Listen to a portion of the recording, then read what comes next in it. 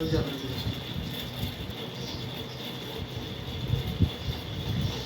Friends, आज हम नया टॉपिक स्टार्ट करते हैं।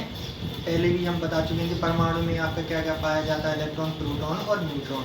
आज हम उनकी वन बाय वन डिस्कवरी के बारे में बताते हैं कि इलेक्ट्रॉन की डिस्कवरी किसने की थी, प्रोटॉन की डिस्कवरी किसने की थी और न्यूट्रॉन की डिस्कवरी किसने की थी और किस तरह से ये डिस्कवरी हुई है। तो हम उसको स्टार्ट करते हैं इस वीडियो।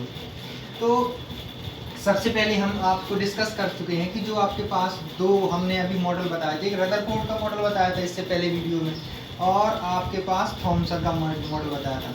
और हमने ये बताया था कि परमाणु जो होता है उसमें मोस्टली क्या होता है, जो नाभिक होता है, नाभिक में क्या होता है, आपके पास प्रोटॉन पाया जाता है और नाभिक में न्यूट्रॉन पाया जाता है और इसके बाहर इलेक्ट्रॉन चक्कर लगाते रहते हैं। ये किसी भी परमाणु की संरचना होती है।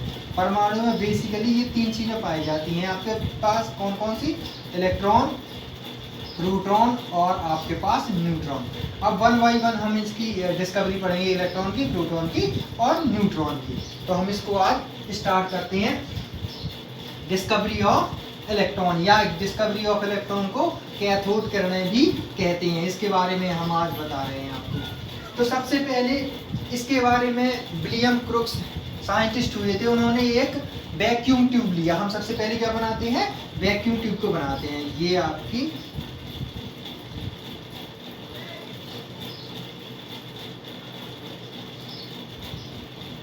ये वैक्यूम ट्यूब है। इस वैक्यूम ट्यूब में हमने दोनों साइड क्या लगा दिए, आपके पास इलेक्ट्रोड लगा दिए। ये एक इलेक्ट्रोड लगा दिया यहाँ पे और एक इलेक्ट्रोड यहाँ पे लगा दिया। ये आपके पास इलेक्ट्रोड है, हमारे पास दो इलेक्ट्रोड है। इस साइड वाले इलेक्ट्रोड को हम बोलेंगे क्या? एनोड। ये साइड वाला जो इलेक्ट्रोड है उसे बोलेंगे हम एनोड और इस साइड वाले को क्या बोलते हैं? कैथोड। तो जो कैथोड होता है वो आपके पास जो इस पे चार्ज होता है वो आपके पास क्या होता है? नेगेटिव चार्ज होता है। और जो एनोड होता है उसके ऊपर कौन सा चार्ज होता है? ये पॉजिटिव चार्ज होता है। और इन दोनों इलेक्ट्रोडों की ये जो वाली वॉल है, ये आपके पास फ्लोरोसेंस वाली वॉल है, मतलब प्रतिदीप्ति वाली वॉल है। अगर इससे कोई भी चीज टकराती है तो यहाँ पर क्या होगा? यहाँ पर शाइनिंग या कुछ चमक उत्पन्न होगी, जिसे हम फ्लोरोसेंस कहते हैं। ये आपकी फ्लोरोसेंस है, मतलब अगर इससे कोई भी चीज टकराती है तो फ्लोरोसेंस। ये आपके पास क्या हो गया? वैक्यूम ट्यूब है, राइट।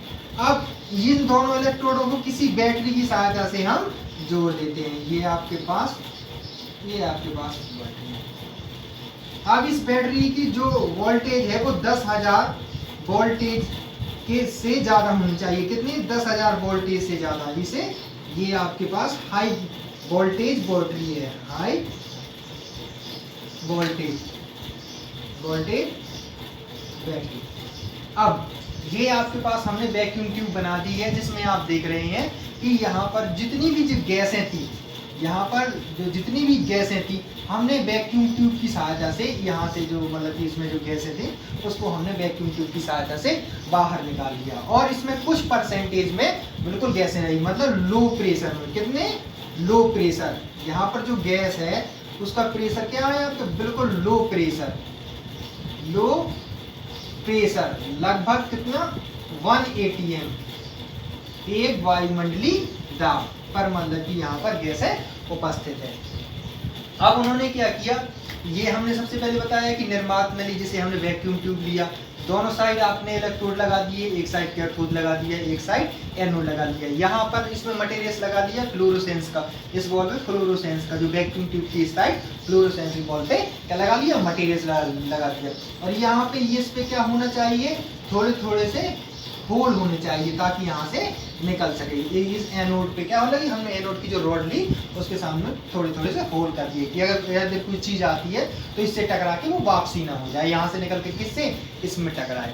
ठीक है। इसको हमने सबसे पहले क्या किया?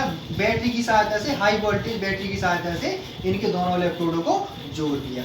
अब हम देखते हैं कि यहाँ पे जैसे ही हमने हाई वोल्टेज बैटरी को इसको जोड़ दिया इलेक्ट्रोडों को, और फिर यहाँ से हमने क्या किया? इलेक्ट्रिसिटी प्रवाहित की। इलेक्ट्रिसिटी प्रवाहित करने के बाद देखते हैं कि आपके पास आपके पास जब विद्युत धारा प्रवाहित की तो यहाँ से कोई भी चीज निकल के किस साइड जा रही है, आपके इस साइड जा रही है, और इधर से टकरा के कोई भी चीज किससे टकरा रही है, इस बॉल से टकरा रही है। तो इस बॉल से टकराने के बाद क्या हो गई, प्रतिदीप्ति उत्पन्न हो रही है। तो कहने का मतलब ये है कि यहाँ पे जो गैस है, जब हम विद्युत धारा प्रवाहित करते हैं, जो गैस के कुछ पार्टिकल्स हैं जो बिल्कुल लो प्रेशर पे, बिल्कुल ना के बराबर मतलब, और जब हम यहाँ से इलेक्ट्रिसिटी प्रवाहित करते हैं तो हम देखते हैं कि कोई भी चीज सामने वाली एनोड रॉड की तरफ, एनोड रॉड की तरफ निकल के फ्लोरोसेंस वाली दीवार से टकराती है और प्रतिदीप्ति उत्पन्न होती है। क्योंकि अगर हम ऐसे देख रहे हैं तो वैक्यूम ट्यूब पे हमें कुछ दिखाई नहीं देता है। यहाँ पे हम वैक्यूम ट्यूब में जो भरी गैसें हैं वो इनविजिबल है, मतलब कि हमें दृश्य नहीं है, वो दिखाई नहीं दे रही है। तो हमें कैसे पता चले कि कोई चीज इसमें क्या इंप्रूवमेंट हो रहा है या कौन सा काम हो रहा है। तो इसके लिए हमने फ्लोरोसेंस वाली वॉल लगाई, यहाँ पे फ्लोरोसेंस जहाँ पे प्रतिदीप्ति उत्पन्न हो। तो कोई भी चीज यदि इस साइड आती है, इससे टकराती है, तो हमें चमक या प्रतिदीप्ति उत्पन्न होती है। तो हम जैसे इलेक्ट्रिसिटी प्रवाहित करते हैं, जैसे ही इलेक्ट्रिसिटी प्रवाहित करते हैं तो हम देखते हैं कि एनोड की साइड पे लगा हुआ जो पर्दा है उस पे क्या होता है, प्रतिदीप्ति उत्पन्न होती है। और जब प्रतिदीप्ति उत्पन्न होती है तो हम कह सकते हैं कि कोई भी पार्टिकल्स किस साइड, एनोड की साइड आ रहे हैं। तो कोई भी पार्टिकल जब एनोड की साइड आ रहे हैं तो किस साइड से आ रहे हैं, आपके पास नेगेटिव साइड से। वो किस साइड की ओर जा रहे हैं, पॉजिटिव साइड की ओर जा रहे हैं। तो कहने का मतलब इसके जो पार्टिकल्स हैं, जो आपके पास जो कण हैं, वो एनोड की तरफ आने के कारण क्या होगा, उन कण पर कौन सा चार्ज होगा, नेगेटिव चार्ज होगा। और जब नेगेटिव चार्ज होगा तभी तो जाके पॉजिटिव चार्ज की ओर आ रहे हैं। तो कहने का मतलब क्या है कि अगर आपके पास कैथोड साइड से निकल रहे हैं, कैसे, कैथोड साइड, आपके पास क्या है, कैथोड साइड है, ये इलेक्ट्रोड क्या है, कैथोड साइड से है। तो यहाँ से मतलब कि जा रहे हैं इस साइड से, इस कैथोड से नहीं, कैथोड साइड से, ना कि कैथोड प्लेट से। कैथोड साइड मतलब कैथोड की तरफ से निकल रहे हैं, और कैथोड की तरफ से कौन सा चार्ज है, नेगेटिव। तो इस तरफ से निकलने वाला जो भी पार्ट, तो हम देख रहे हैं कि आपके पास जो पार्टिकल्स है वो आपके पास किस साइड से जा रहा है, नेगेटिव साइड से जा रहा है। तो जब नेगेटिव साइड से जा रहा है पार्टिकल्स, तो इस पे कौन सा चार्ज है, जो ये इस साइड से निकल रहा है, मतलब कैथोड पे कौन सा है, नेगेटिव चार्ज। और आपका जो पार्टिकल्स भी है, पार्टिकल्स क्या है, नेगेटिव साइड से निकल, नेगेटिव साइड से जा रहा, तो इस पार्टिकल पे को क्या होगा, इस पार्टिकल पे आपके पास नेगेटिव चार्ज होगा। और इसी नेगेटिव चार्ज को जे थॉमसन ने, किसने, जे थॉमसन ने इलेक्ट्रॉन का नाम दिया। तो आपको क्लियर बात आई। क्लियर बात ये हुई कि हमने सबसे पहले निर्वात नली ली, निर्वात नली लेने के बाद उसमें क्या हो गया, लो प्रेशर वाली गैसों को भरा और उसको क्या कर दिया, वैक्यूम ट्यूब की सहायता से पूरा जो एयर है वहां से निकाल दिया और बिल्कुल लो प्रेशर रहने दिया, बिल्कुल ही कम प्रेशर 180 एम के समथिंग। और इसके बाद दोनों इलेक्ट्रोडों को वैक्यूम ट्यूब की साथ, वैक्यूम ट्यूब या निर्वात नली में जोड़ दिया। और एनोड साइड वाला जो इलेक्ट्रोड है वो आपका कैसा है, छिद्र युक्त है। और इसके सामने क्या लगा दिया हमने, एक बॉल, फ्लोरोसेंस वाली बॉल लगा दी, जिस पे कोई भी अगर पदार्थ या पार्टिकल्स आता है तो उसके टकराने से प्रतिदीप्ति उत्पन्न होती है। तो हम देखते हैं कि आपके पास जैसे ही हमने विद्युत धारा प्रवाहित करते हैं इस वैक्यूम ट्यूब में, तो हम देखते हैं कि प्रतिदीप्ति उत्पन्न हो रही है। तो कहने का मतलब ये है कि आपके पास जो पार्टिकल्स हैं वो आपके पास कैथोड साइड से आ रहे हैं, और किसकी तरफ जा रहे हैं, आपके पास एनोड साइड की तरफ जा रहे हैं। तो हम कह सकते हैं कि इस प्रकार की किरणों को हम कैथोड किरणें या नेगेटिव चार्ज वाली किरणें कहेंगे।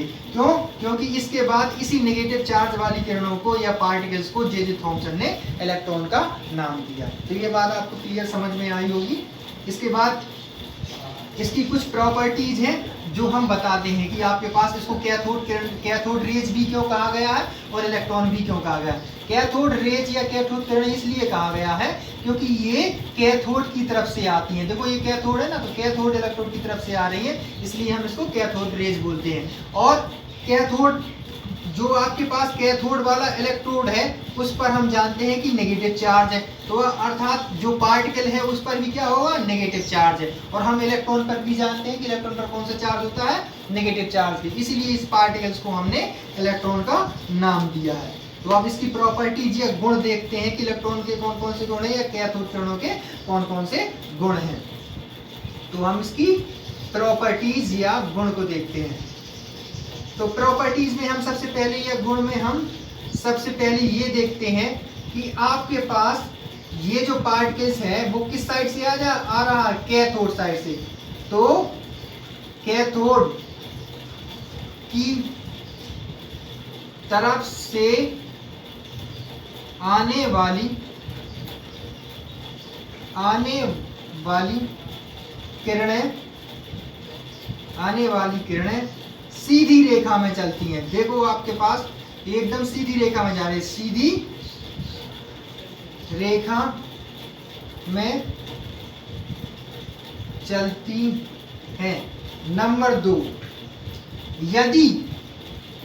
यदि हम इस वैक्यूम ट्यूब में कोई भी मैग्नेटिक फील्ड जनरेट कर दें, मैग्नेटिक मतलब यहाँ पर चुंबकीय क्षेत्र लगा दें, तो चुंबकीय क्षेत्र लगा देने पर क्या होगा, चुंबकीय क्षेत्र लगा देने पर ये किरणें कैसी हो जाएंगी, मुड़ जाएंगी, क्योंकि चुंबकीय क्षेत्र पे क्या होगा, पॉजिटिव चार्ज होगा और कण पर क्या है, नेगेटिव चार्ज। तो ये सीधी रेखा में ना होके क्या हो जाएंगी, थोड़ी सी मुड़ जाएंगी। तो अगर चुंबकीय क्षेत्र लगाते हैं तो ये रेखा कैसी हो जाएंगी, मुड़ जाएंगी। तो हम दूसरा पॉइंट लिख सकते हैं,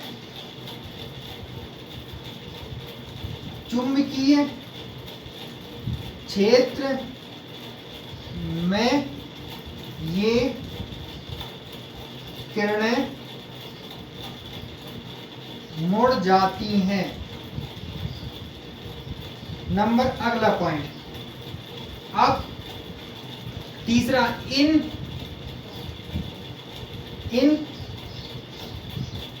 या कह सकते हैं कैथोड की तरफ से आने वाले कण पर नेगेटिव चार्ज रहता। कौन सा चार्ज रहता है, नेगेटिव चार्ज रहता है। अब तो कैथोड की तरफ से आ रहा है तो इस पर कौन सा चार्ज होगा, नेगेटिव चार्ज होगा। बाद में इन्हीं कैथोड किरणों को जे थॉमसन ने इलेक्ट्रॉन का नाम दिया। तो ये कुछ उसकी मुख्य प्रॉपर्टीज थी। और भी प्रॉपर्टीज है, यहाँ पर अगर कोई भी पैडल लगा दिया जाए तो क्या होगा, उसकी छाया बन जाएगी, या उसके पार्टिकल्स के टकराने से वो क्या होगा, पैडल घूमने लगेगा, क्योंकि कोई ना कोई चीज आ रही है तो उससे टकराएगी तो क्या होगा, उस पैडल में मूवमेंट होगा या छाया बन सकती है, शैडो भी बन सकता है और मूवमेंट भी हो सकता है। तो कैथोड किरणों को ही हम इलेक्ट्रॉन कहते हैं। कैथोड किरणों को जे थॉमसन ने बाद में इलेक्ट्रॉन का नाम दिया। तो ये हो गई आपकी डिस्कवरी ऑफ इलेक्ट्रॉन। तो हम पहले ही बता चुके हैं कि इलेक्ट्रॉन पर जो आवेश होता है वो कितना होता है, 1.6 × 10⁻⁻19 कूलम। और हमने इसका मास भी बताया था 9.1 × 10⁻31 kg। अगर आपसे पूछो कि इलेक्ट्रॉन का द्रव्यमान कितना है तो 9.1 × 10⁻⁻1। अगर इलेक्ट्रॉन पर पूछे कूलम कितना है तो आप ये बता सकते हैं। यदि आप ESU में पूछे तो आप इलेक्ट्रॉन और ESU में 4.848 ESU में वैल्यू भी बता सकते हैं कि ESU में इलेक्ट्रॉन का मान कितना है, तो 4.848